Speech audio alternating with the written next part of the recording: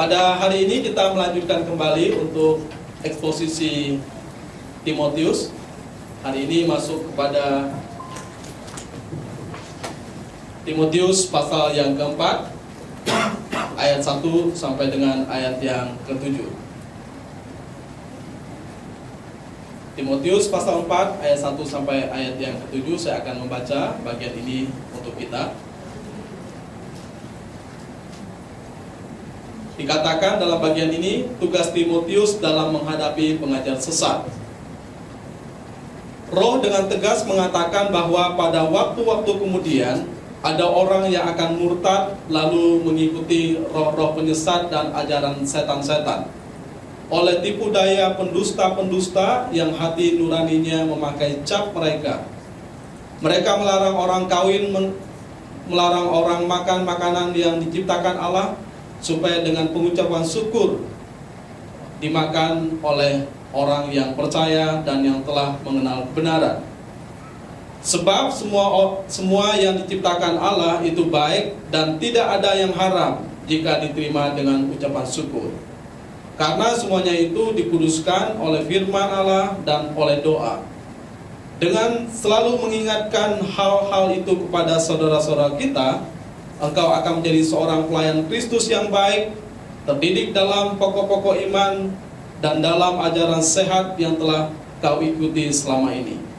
Namun, jauhilah cerita-cerita tahyul nenek-nenek tua, latihlah dirimu untuk menjadi saleh. Kalau kita perhatikan bagian ini, maka kita makin melihat apa sebetulnya yang Paulus sampaikan di bagian yang awal tentang bahayanya para pengajar sesat.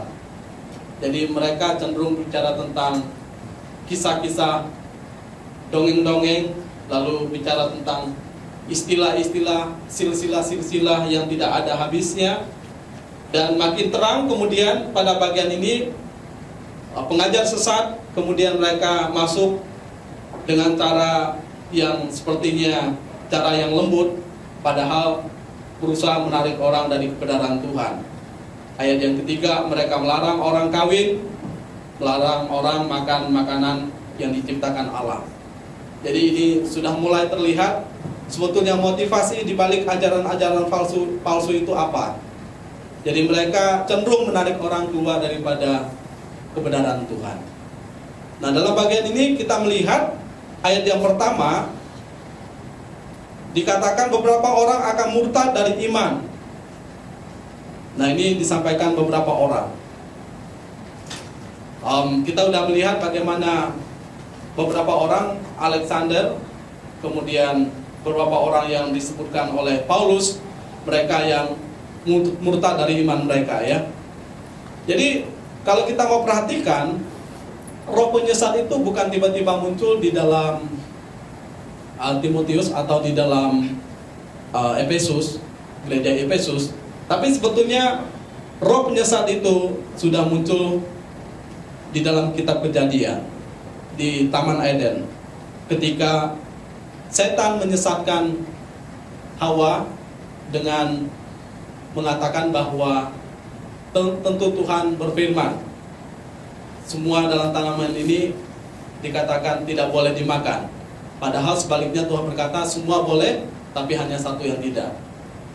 Kemudian dia berkata, tentu Tuhan berkata kalau kamu makan, kamu akan mati. Tetapi dia berkata tidak akan mati, justru dia akan menjadi sama seperti Allah. Jadi dalam godaan yang dilakukan oleh iblis ini sebetulnya mulai daripada Taman Eden. Dia berusaha untuk menyesatkan pikiran manusia dengan memutarbalikan kebenaran, ya. Nah, sehingga manusia kemudian tersesat. Kita juga bisa melihat di dalam 2 Tawarik pasal 25, itu bicara tentang seorang raja Amasya. Dia putra Yoas, anak dari Usia. Dia menjadi raja selama 29 tahun di zamannya Yesaya. Lalu kemudian dikatakan secara ritualitas, dia mengerjakan ritualitas keagamaan secara ritualitas Yahudi. Tetapi hatinya tidak sungguh-sungguh di dalamnya. Dia tidak betul-betul mengerjakannya karena cinta kepada Tuhan. Dia hanya mengerjakan dalam suatu ritualitas. Dan pada akhirnya dia membelot dan menyimpang pada penyembahan berhala. Dan dikatakan di dalam 2 Tawarik 25 ayat yang ke-14 bahwa ia mulai menyembah dewa-dewa Edom. Dia sujud menyembah kepadanya, dia membakar dupa, dan kehidupannya kemudian berakhir dengan tragis, ya. Dia bunuh diri, dibunuh oleh bangsanya sendiri. Dan yang menarik bahwa kehidupannya betul-betul berbalik. Yang tadinya sepertinya mengikuti Tuhan, dia tidak lagi menyembah kepada Tuhan. Ya, ini memperlihatkan kepada kita sepertinya secara kasat mata orang itu ikut Tuhan, melakukan ritualitas kehidupan yang beragama, tapi bukan masalah tentang tampilan luar sekarang, tapi sekarang bagaimana hati orang, apakah sungguh-sungguh. Ya, dalam kekristenan kita sebut biasanya orang melakukan itu karena Kristen KTP. Nah, sehingga nggak heran ada orang murtad. Nah, salah satu pendeta yang murtad yang terkenal di Indonesia kemarin meninggal. Jadi dia begitu gencar menyerang kekristenan, ya, ketika dia berbalik daripada kepercayaan yang selama ini diakui oleh dia. Nah, kata murtad itu sebetulnya mengacu kepada sikap di mana orang keluar dari iman yang mereka ketahui. Mereka sudah memahaminya, mereka sudah mengakuinya. Jadi orang kemudian sebetulnya mereka tidak hidup di dalamnya secara penuh. Lalu memang mereka terlihat sepertinya pernah tahu tentang suatu kebenaran. Mereka sepertinya pernah percaya kepada apa yang dipercaya agama tersebut. Secara lahiriah mereka melakukan hal-hal yang sifatnya ritualitas keagamaan, tetapi mereka sebetulnya tidak melakukannya dengan sungguh-sungguh sesuai dengan wahyu Allah. Jadi hati mereka tidak pernah ada di dalamnya. Yang disebut bahwa sebetulnya mereka tidak benar-benar mengenal Allah.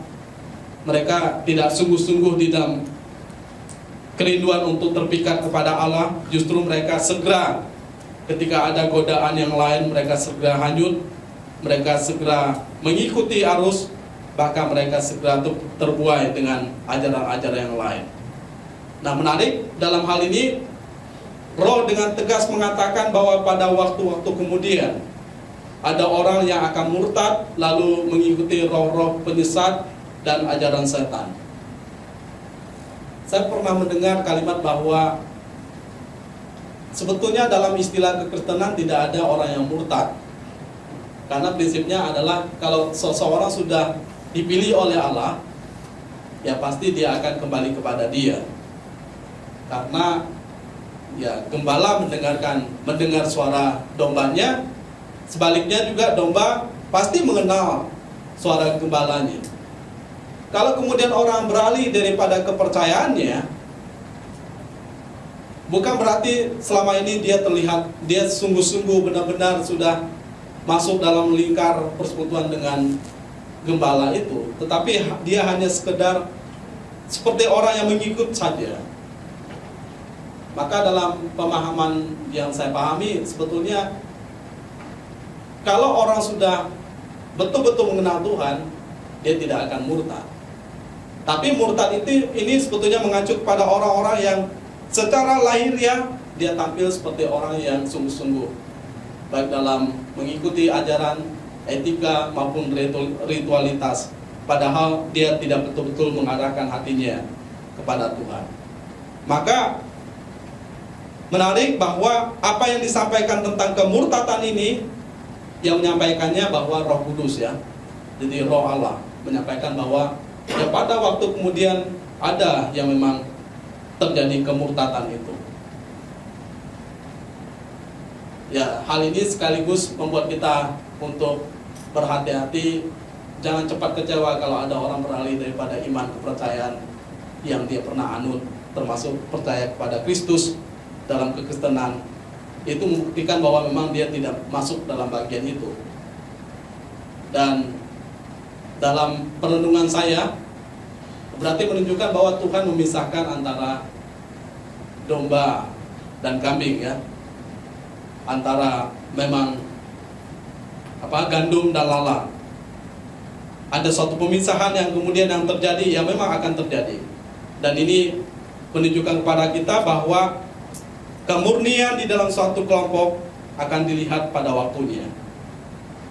Pada waktunya akan terlihat apakah orang itu sungguh-sungguh dalam percaya kepada Tuhan.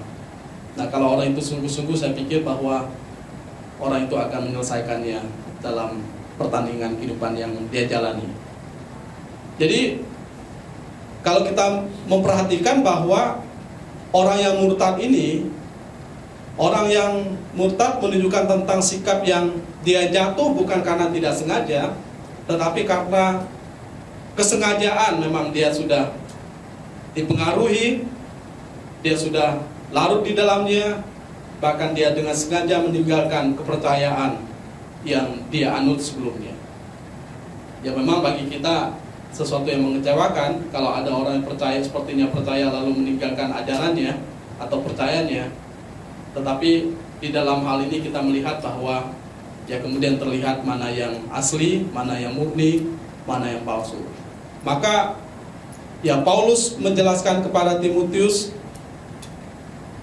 Roh dengan tegas mengatakan bahwa pada waktu-waktu kemudian ada orang yang akan murtad lalu meninggalkan, lalu mengikuti roh-roh penyesat dan ajaran setan-setan. Dalam bagian ini kita bisa melihat bahwa yang pertama, kemurtadan itu sesuatu yang pasti terjadi, ya. Jadi kita tidak seharusnya terkejut, kita tidak seharusnya heran, kita harus siap mengenali kemurtadan karena itu memang telah diprediksi atau karena itu telah dinyatakan dalam firman Tuhan. Karena Roh dengan tegas mengatakan bahwa di waktu-waktu yang akan datang beberapa orang akan murtad daripada iman mereka. Tetapi untuk menghadapi situasi ini, ya kita harus mengingat bahwa dalam bacaan kita yang lalu, kalau orang itu sebagai Kristen yang sungguh-sungguh, maka mereka disebut sebagai gereja penopang dari dasar kebenaran. Jadi kalau orang betul-betul ikut Tuhan, mereka tidak akan tergoyah daripada imannya karena ada sikap iman yang kokoh. Mereka disebut sebagai gereja yang memang dibangun di atas dasar suatu kebenaran yang jelas. Itu bisa kita lihat di dalam pasal yang ketiga ayat 15. Lalu kemudian Kristuslah sebagai dasar daripada kesalehan seseorang. Itu bisa kita lihat di dalam pasal 3 ayat 16. Jadi kunci kesalehan seseorang itu bukan berdasarkan suatu ritualitas keagamaan atau karena suatu hal yang lain, tapi memang karena ada suatu kunci kesalehan kita, yaitu Yesus Kristus, Tuhan dan Juru Selamat. Ya memang ada serangan balik, di balik semuanya itu ada kebohongan iblis yang dimainkan, sehingga kita juga diminta untuk berhati-hati.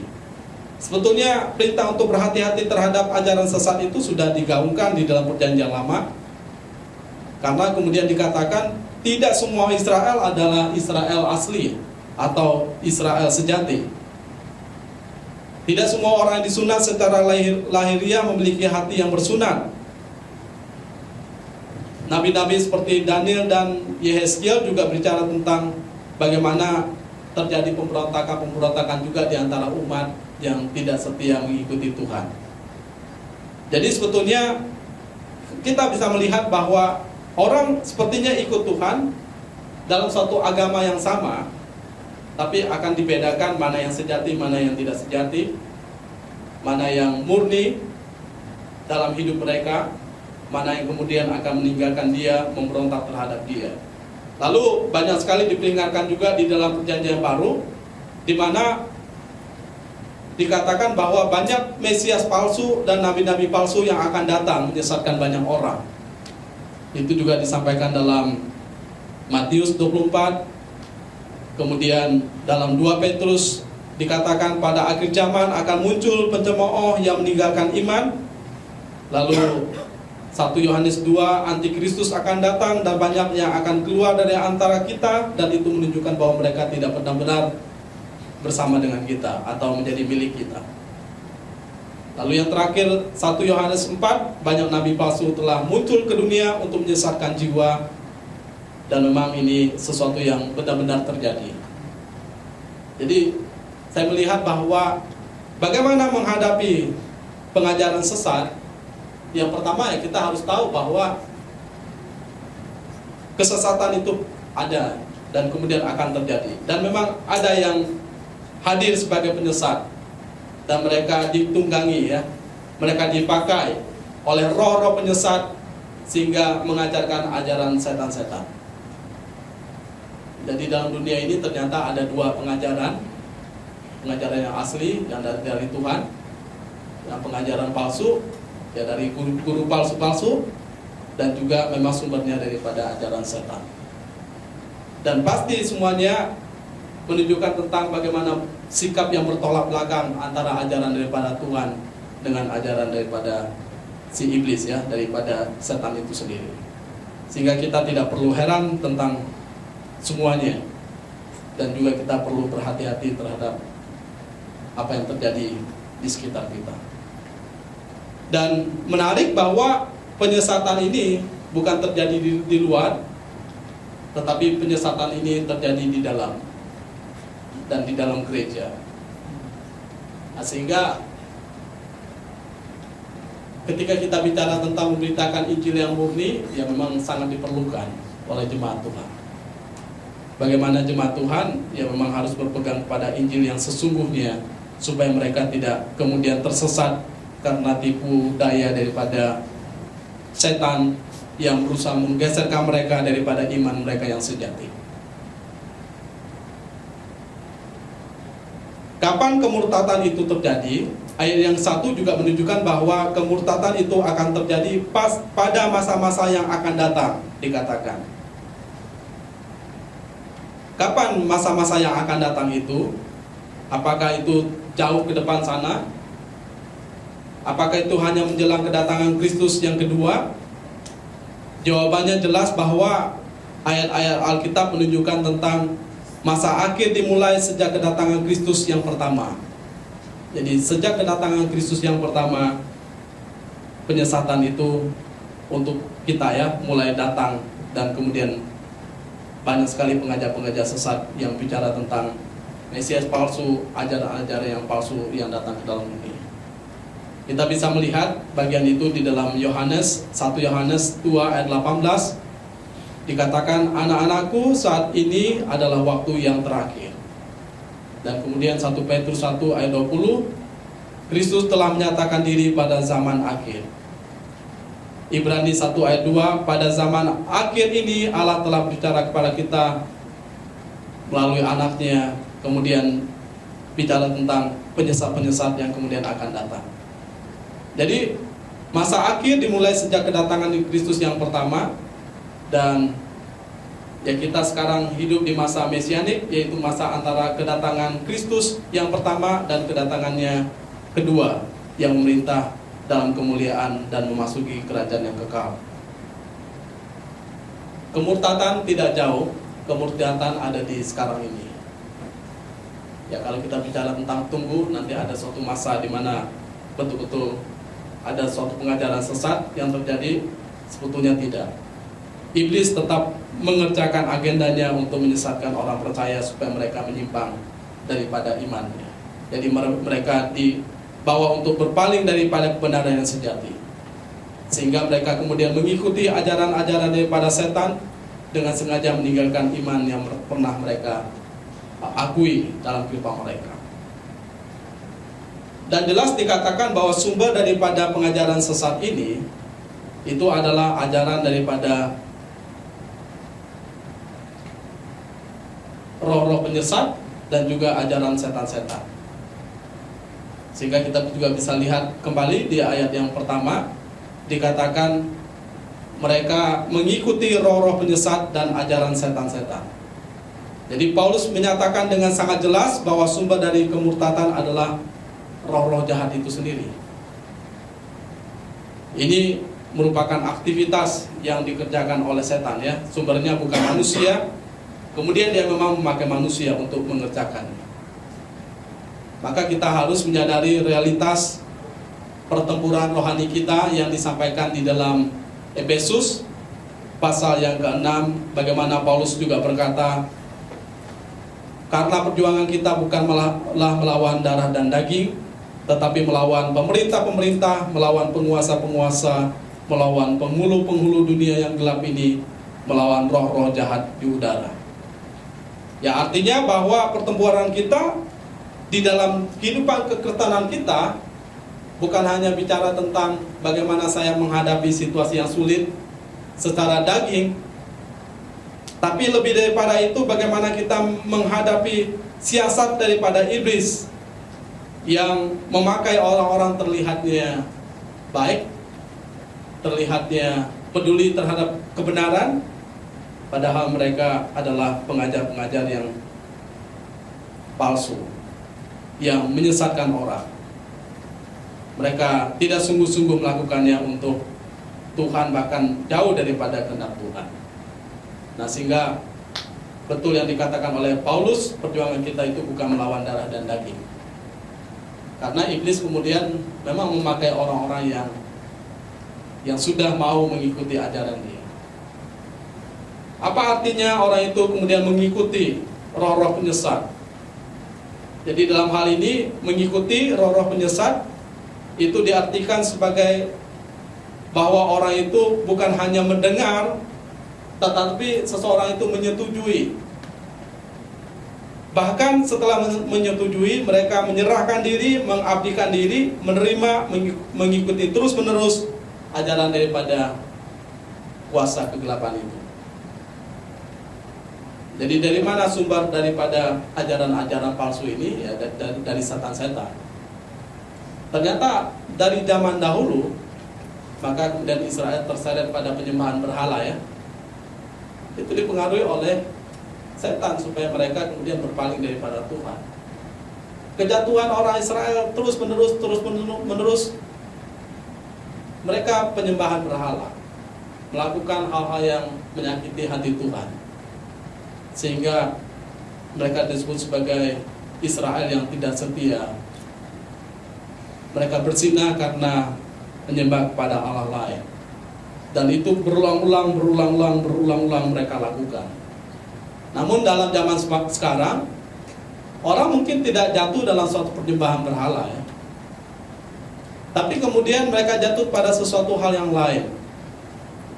Seperti yang dikatakan oleh Paulus di dalam bacaan kita, orang itu menganggap bahwa kesalehan yang dia peroleh bisa melalui cara-cara yang manusia berlakukan, yaitu dengan dia tidak makan ini dan itu, dengan tidak kawin atau menikah.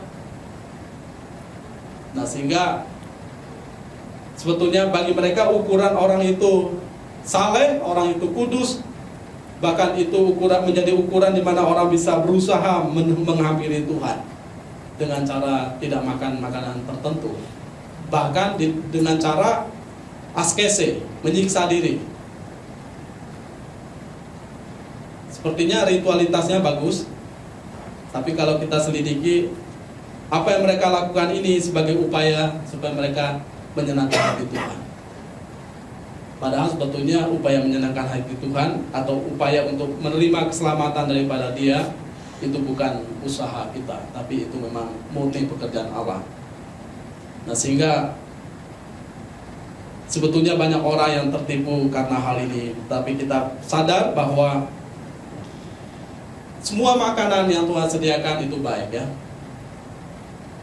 Sebetulnya bagi kita tidak ada satupun yang haram, ya, kecuali dalam konteks Taurat itu berbeda lagi. Tapi dalam konteks kita, semua yang disediakan Tuhan itu boleh dimakan. Nah, sekarang yang tidak makan bergantung dengan suka atau tidak suka, ada alerginya atau tidak, ya kan? Tapi semuanya boleh, kecuali apa yang dikeluar dari mulut kita. Nah, itu yang harus kita perhatikan. Sehingga orang berkata, kita makan anjing boleh, ya kan? Makan babi boleh, tapi kita nggak boleh berkata kepada orang anjing, gitu kan? Atau babi misalnya. Itu kan suatu kata yang keluar menyakiti orang dengan tujuan tertentu, merendahkan lain sebagainya. Tapi kalau itu masuk ke dalam tubuh kita, itu baik untuk kesehatan kita. Semua diciptakan Allah boleh kita nikmati. Kalau kita pun tidak makan, bukan berarti kita lebih dekat dengan Tuhan ya. Dengan saya tidak makan ini, maka saya lebih dekat dengan Tuhan daripada mereka yang makan. Tapi kalau kita makan, ya bukan berarti ya kita juga lebih dekat dengan Tuhan, karena kerajaan sorga itu bukan masalah makan dan minum. Tapi itu bicara tentang bagaimana memang sikap kita kepada Tuhan. Nah, padahal Tuhan berkata semua yang ada di dalam taman ini, bahkan buah pohon dalam taman itu boleh ya. Dan Tuhan berkata bahwa semua yang diciptakan Dia baik adanya. Kalau Tuhan menganggap itu tidak baik, pasti Dia tidak menciptakannya. Semua baik, semua dapat dinikmati oleh manusia. Nah, hanya ada ajaran palsu yang memunculkan bahwa ada yang tidak boleh. Kemudian mereka menyatakan bahwa melalui kamu tidak makan ini, maka kamu lebih dekat dengan Tuhan. Ya, sama seperti ajaran yang berkata bahwa kalau orang itu tidak menikah, seperti seorang biksu ya, atau seperti seorang paus, lalu seakan-akan levelnya lebih tinggi daripada yang lain dalam suatu kekudusan. Sehingga kemarin ketemu dengan seorang anak pahlawan, anaknya Pak TB Simatupang. Dia berkata, kenapa Pak Niko Petrus disebut sebagai paus yang pertama, padahal dia menikah ya kan? Kenapa kemudian paus-paus berikutnya tidak menikah? Dari mana asal usulnya? Ya karena saya belum mempelajari lebih jauh, saya belum tahu jawabannya. Tapi kemungkinan ada suatu pemahaman ya, dari order tertentu bahwa orang yang tidak menikah dia punya sesuatu yang lebih baik daripada mereka yang menikah. Ya padahal kalau kita perhatikan tidak ada larangan di dalam Alkitab untuk seseorang tidak menikah ya kan. Bahkan dikatakan Tuhan memerintahkan kepada Adam dan Hawa supaya mereka beranak cucu, lebih banyak, menghasilkan keturunan, dan mereka boleh melakukan hal yang terbaik di dalam dunia ini. Jadi kita melihat ajaran palsu menyimpangkan suatu kebenaran yang disampaikan dalam Alkitab dengan cara-cara mereka sepertinya cara yang baik, tapi sebetulnya mereka menjauhkan kita daripada pemahaman yang benar tentang apa yang Tuhan singkapkan di dalam kebenarannya. Nah, sehingga dalam bagian ini guru-guru sesat, mereka adalah memang manusia yang dipakai oleh setan. Setan memang mempengaruhi mereka sehingga mereka ditipu daya oleh pendusta-pendusta, dikatakan yang hati nuraninya memakai cap mereka. Jadi ada tipu daya yang mempengaruhi hati mereka sehingga mereka mengikuti ajaran itu. Ya tentang makanan juga seperti Advent misalnya, mereka melarang makan makanan tertentu kan. Jadi saya pikir perlu juga mereka membaca secara utuh dan dengan pemahaman yang utuh untuk memahami kebenaran firman Tuhan. Supaya kesalahan bukan dibangun dengan cara-cara yang jasmania atau cara-cara yang dipikir secara etika manusia baik, tetapi kebenaran memang dibangun dalam suatu pemahaman Alkitab yang sesungguhnya. Sehingga kita melihat bahwa ya para pengajar sesat ini melakukan suatu tipu daya, dikatakan yang hati nuraninya hangus dengan dikatakan besi panas. Karena di sini dikatakan hati nuraninya memakai cap mereka. Jadi hati nurani mereka seperti terbakar ya, sudah tidak bekerja dengan sebagaimana mestinya. Sehingga mereka berpura-pura sebagai orang saleh. Mereka memang disebut sebagai orang munafik, pendusta, berpura-pura sebagai orang saleh. Mereka bermuka dua, terlihat sangat rohani, berpenampilan seperti orang yang sangat religius. Padahal di balik semuanya yang mereka sebarkan adalah kebohongan. Ya meskipun terlihat memakai jubah yang rohani, Mereka bisa disebut sebagai orang yang memakai salib atau rosario. Mereka bicara tentang Allah. Tapi memang tidak heran, di dalam Alkitab pun orang bicara tentang Allah. Mereka berkata, Tuhan, Tuhan, kami mengadakan mujizat demi nama-Mu. Kami mengusir setan demi nama-Mu. Kami melakukan ini demi nama-Mu. Tapi akhirnya Tuhan berkata, penyalah engkau. Karena Tuhan tidak mengenal mereka. Kenapa? Karena yang dilakukan mereka hanya sebagai jubah rohani. Jadi tampil seperti orang yang sangat religius, padahal kalau kita teropong lebih jauh, kita melihat identitas mereka yang sebenarnya, bahwa mereka adalah penyesat dan adalah orang-orang palsu. Nah, ini sesuatu yang sangat menarik yang kita perhatikan. Jadi ya kita harus tampil sebagaimana mestinya. Kita harus belajar dengan sungguh-sungguh suatu kebenaran firman Tuhan. Jadi hati nurani kita harus tetap bekerja, jangan seperti para pengajar palsu yang tidak bekerja hati nuraninya. Kita harus bekerja, harus menghidupi hati nurani yang benar. Ya, dalam ajaran yang sudah disampaikan oleh Pak John, bicara tentang bagaimana hati nurani yang murni sebetulnya itu bicara tentang orang yang memang sungguh-sungguh berpegang pada Injil. Ya, bukan hanya sekedar yang punya hati nurani yang baik, tapi hati nurani yang berpegang pada Injil. Jadi mereka yang hati nuraninya sudah mati, mereka tidak peka lagi terhadap hal yang benar, hal yang salah. Dan juga menariknya, mereka tidak merasa bersalah ketika menyampaikan ajaran yang palsu. Jadi mereka bukan hanya tidak peka, tapi mereka tidak bersalah. Mereka merasa bahwa itulah sesuatu yang mereka terus lakukan. Jadi mereka tidak takut berdiri di hadapan Tuhan untuk dia memberitakan kebenaran kepada orang-orang. Ya, saya teringat lagi tentang seorang yang pernah menjadi seorang Kristen. Dia berkata dia pernah menjadi seorang pendeta, lalu pindah ke agama yang lain. Lalu dia menyampaikan fitnah-fitnah terhadap ajaran-ajaran Alkitab. Kita jengkel ya mendengarkan dia seperti itu. Tapi kenapa dia tetap melakukan hal itu? Ya karena hati nuraninya sudah mati. Dan dia merasa bahwa apa yang diajarkannya itu sudah benar. Dia sudah melakukan hal yang terbaik, padahal apa yang disampaikan oleh dia adalah sesuatu yang tidak benar, yang palsu. Jadi sebetulnya sebagai hamba Tuhan, ketakutan kita bukan hanya bicara, oh saya tidak bisa menyampaikan sesuatu di mimbar. Tapi ketakutan yang sesungguhnya daripada hamba Tuhan, ya kalau dia takut pada Tuhan yaitu ketika dia mengajarkan sesuatu yang tidak benar kepada jemaatnya. Ya memang ini tidak mudah ya. Karena apa? Kita berhadapan dengan realita di mana dunia atau pengajar-pengajar yang lain mengajarkan sesuatu yang menyenangkan, yang disukai oleh jemaat. Tapi kalau kita mau berdiri dalam suatu ajaran yang sungguh-sungguh, itu agak sulit. Ya biasanya tentu sedikit pengikutnya ya.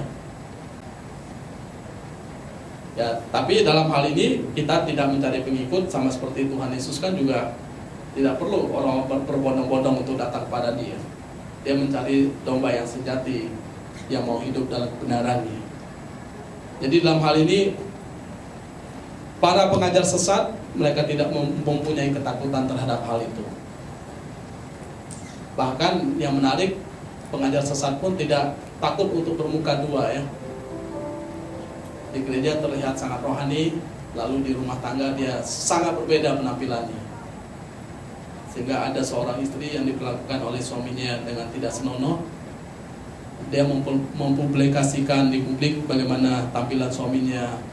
Katanya dia menyembuhkan orang dengan urapan yang di tangannya, tapi menyakiti hati istrinya di keluarganya. Dia sepertinya membalut hati orang supaya orang jangan bersedih hati, tetapi menghancurkan hati di dalam keluarganya. Ya mungkin pernah melihat seorang pendeta yang sangat viral, tampilan sangat rohani, tapi dia tidak merasa bersalah terhadap apa yang dia lakukan. Jadi apa yang diajarkan oleh para guru palsu atau guru yang sesat ini, yang mereka mengajarkan sesuatu dengan suatu kelicikan. Mereka menyeret orang-orang untuk keluar daripada kebenaran Tuhan. Tadi saya sudah bahas bagaimana mereka melarang orang untuk menikah, mewajibkan pantangan terhadap makanan tertentu. Jadi ajaran ini terdengar seperti suatu kesalahan yang sangat ekstrim, pengendalian diri yang sangat tinggi. Sepertinya komitmen secara spiritualitas itu luar biasa, padahal mereka melakukan hal yang jauh daripada kebenaran Tuhan. Apa masalah terhadap ajaran orang melarang orang kawin atau orang menikah, kemudian mewajibkan orang melakukan pantangan terhadap makanan tertentu? Apa masalah dalam ajaran ini? Masalahnya adalah, kalau kita perhatikan, sebenarnya mereka gagal untuk melihat Allah sebagai penentu daripada segala sesuatu boleh atau tidak bolehnya. Ya, kalau Tuhan melarang orang kawin, ya kenapa Tuhan menciptakan pernikahan? Ya kan? Ya memang dalam konteks yang disampaikan Alkitab, ada orang yang memang sengaja karena panggilannya sendiri dia kemudian tidak kawin. Itu bisa kita lihat dalam Matius misalnya, dalam pasal 19. Tapi ada orang yang tidak kawin karena perbuatan orang lain. Tapi dalam hal ini ketentuan Tuhan bagi orang atau bagi manusia, orang itu boleh menikah atau kawin. Jadi orang itu boleh menikmati hidup yang disediakan oleh Tuhan. Dalam hal ini tentu menikmatinya untuk kemuliaan nama Tuhan. Jadi dunia ini menciptakan suatu pemahaman yang berbeda dari kebenaran firman Tuhan. Maka ya kita harus menghadapi para pengajar-pengajar sesat yang ada dalam dunia ini. Kemudian mereka gagal untuk mengucap syukur kepada Allah. Ya karena Allah sudah menciptakannya, menciptakan makan minum yang bisa dinikmati manusia, menciptakan suatu relasi, ada suatu kenikmatan dalam pernikahan. Mereka gagal untuk mengucap syukur atas Allah, apa yang Allah kerjakan bagi manusia. Yang menarik bahwa mereka menyatakan apa yang baik yang Tuhan nyatakan itu dianggap sebagai sesuatu yang jahat. Jadi terbalik, Tuhan menciptakan segala sesuatu itu baik adanya, itu sesuai, itu dapat diterima. Tapi manusia memberikan suatu nilai yang berbeda, itu tidak baik. Jadi kebalikannya ya. Yang mereka menolak tentunya kebenaran dalam Alkitab atau dalam firman Allah. Jadi Paulus menambahkan dalam bagian ini, kita melihat dikatakan oleh Paulus, mereka melarang orang kawin, melarang orang makan makanan yang diciptakan oleh Allah, supaya dengan pengucapan syukur dimakan oleh orang yang percaya dan yang telah mengenal kebenaran. Sebab semua yang diciptakan Allah itu baik dan tidak ada yang haram jika diterima dengan ucapan syukur. Nah, dalam bagian ini Paulus menyatakan semua yang dikuduskan oleh firman Allah dan dalam doa kita itu dapat dinikmati. Jadi firman Allah menyatakan bahwa ciptaannya baik.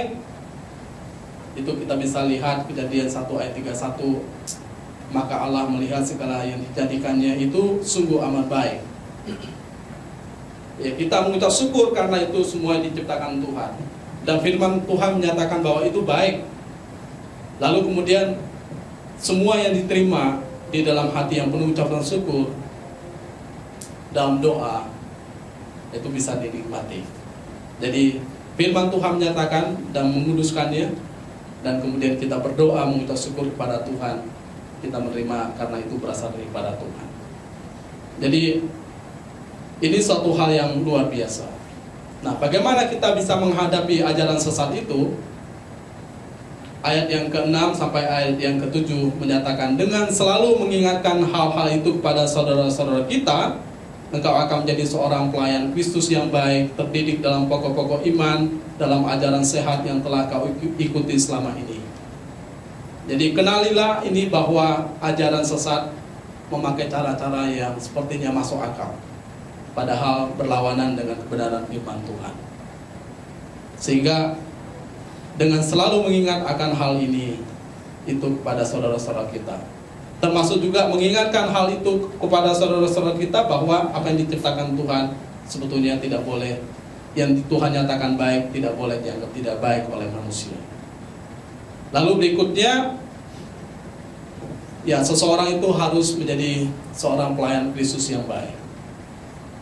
Jadi bukan pelayan daripada kuasa-kuasa kegelapan atau daripada kuasa-kuasa roh jahat. Ya, kalau orang buka motivasinya untuk menjadi pelayan Kristus, ya tidak heran orang akan menyimpang daripada kebenaran. Kebanyakan orang menyimpang karena kemudian motivasinya berbeda, bukan lagi mengarahkan hati dan imannya kepada Yesus Kristus. Maka Paulus menegakkan lagi pemahaman kepada Timotius, menguatkan dia, engkau akan menjadi seorang pelayan Kristus yang baik, terdidik dalam pokok-pokok iman dan dalam ajaran sehat yang telah kau ikuti selama ini. Jadi kalau kita menyimpang daripada hal ini, pasti akan muncul hal-hal yang lain yang berbeda dari pemahaman ini atau ajaran yang benar ini. Lalu berikutnya, jauhilah cerita-cerita tahyul nenek tua. Kalau kita sudah tahu itu ajaran yang tidak benar, jangan coba-coba untuk penasaran ya, ikut-ikut di dalamnya. Kemarin saya ketemu dengan seorang ibu, dia melayani di salah satu gereja di bawah pimpinan daripada Pak Erastus. Nah, kemudian saya karena bicara dengan seorang ibu lainnya, ibu itu tanya kepada saya, gimana Pak tentang ajaran Erastus? Ya, saya berkata sudah menyimpang, karena dia tidak percaya bahwa Yesus itu sebagai Tuhan. Dia berkata bahwa Yesus itu lebih rendah, seakan-akan Yesus itu hanya sebagai pelaksana untuk keselamatan. Dan secara jelas dia berkata bahwa Yesus itu bukan juru selamat. Yang juru selamat adalah Yahweh. Ya, padahal kalau dia belajar di Akademi Eksposisi ya Pak ya, dia tahu bahwa sebetulnya di dalam kata Yahweh itu ada Allah Bapa, Allah Anak, Allah Roh Kudus. Tapi karena orang ini memang mempunyai cara berpikirnya tersendiri, sehingga dia mengajarkan sesuatu yang lain dan memandang rendah Yesus Kristus hanya sebagai alat Allah untuk menyelamatkan manusia. Ya, saya berkata bahwa ajaran Pak Erastus salah. Tapi karena ada seorang ibu yang beribadah melayani di tempat Pak Erastus, oh tidak begitu Pak. Kalau Bapak ngikutin ajaran Erastus, Bapak ikut seminar Logos yang diajarkan dia, bagus sekali katanya. Kalau kami di kalangan gereja mereka, saya mengerti. Dia berkata seperti itu kepada saya. Saya memang dengan tegas juga berkata, Ibu, ajaran Pak Erastus itu memang salah. Meskipun mungkin ada orang-orang yang pembenci, yang tidak suka dengan pribadi atau ajaran dia, tapi dalam klarifikasi dia secara jelas dia berkata bahwa yang menyelamatkan itu bukan Allah, bukan Yesus Kristus. Yang menyelamatkan itu adalah Yahweh. Nah, sehingga lagu-lagu dia tentang Yahweh, Elohim, lain sebagainya. Ya, dalam hal ini kita tidak membenci pribadi seseorang, tetapi kalau kita mendengarkan ajaran seperti ini, ya kita sudah tahu bahwa itu ajaran yang salah ya. Meskipun mungkin orang itu tidak bermaksud untuk dia pengen sesat, tapi ya kalau salah ya kita nyatakan bahwa itu memang sesuatu yang salah. Tapi kalau dia ngotot terhadap ajaran itu, ya memang dia adalah orang yang tersesat di dalamnya. Nah, maka dalam bagian ini kita memperhatikan bahwa kalau itu memang ajaran yang salah dan jelas-jelas orang itu salah mengajarkan, ya kita tidak boleh mendekatkan diri pada ajaran itu. Kita harus berani menolak dan dengan tegas menyatakan sikap kita terhadap ajaran yang salah ini. Meskipun mungkin banyak keuntungan-keuntungan secara yang lain yang kita dapat, misalnya dia mengajarkan tentang moral etika yang baik, Tapi kalau kita membicara tentang moral etika yang baik, Buddha, daripada ajaran Buddha suci kan banyak juga yang mengajarkan hal yang baik ya. Ya kita tinggal pergi aja ke daerah PIK, kita lihat bagaimana mereka berdiri dengan baik, mendirikan rumah sakit, mendirikan rusunami, mereka melayani orang-orang yang kekurangan, mereka tidak pernah memusuhi orang. Tapi kan kita bukan hanya mengejarkan tentang ajaran yang baik, etika-etika manusia. Nah, dalam bagian ini jauhilah cerita-cerita tahyul nenek tua yang meskipun itu menarik. Kemudian berikutnya, latihlah dirimu untuk menjadi saleh. Ya memang dalam terjemahan yang lain, latihlah dirimu untuk beribadah, tapi dalam bagian ini kita dilatih untuk menjadi saleh. Artinya mengikuti apa yang Tuhan tetapkan bagi kehidupan kita dalam kebenaran firman-Nya. Menjadi orang saleh dalam suatu kebenaran firman Tuhan, bersandar kepada Tuhan. Ya saya ingin menyampaikan kepada kita dalam penutupnya. Kalau kita mau ikut Tuhan, kalau mau enak, ya sebetulnya itu bukan mengikuti Tuhan ya. Itu mengikuti selera kita. Karena Tuhan Yesus pernah berkata, siapa mau ikut dia, dia harus angkat dirinya, pikul salibnya, dan mengikuti aku. Ya dalam tantangan yang saya hadapi dalam pelayanan, kalau kita mau ikut cara-cara yang lain mudah sekali, dan mungkin banyak pengikutnya ya, banyak orang yang senang. Nah, tapi kalau ikut Tuhan dengan menyangkal diri, pikul salib, mau belajar lagi, bahkan menyampaikan sesuatu dengan yang benar, itu nggak mudah. Ya, jadi kita bersyukur untuk hari ini kebenaran firman Tuhan yang menguatkan kita bahwa kita perlu menghadapi penyesat-penyesat. Kita harus kenal terhadap ajaran-ajaran penyesat itu seperti apa. Lalu kita harus berdiri dalam iman yang benar. Lalu harus mempunyai terus hubungan dengan Tuhan dalam kesalehan kehidupan kita. Mari kita berdoa.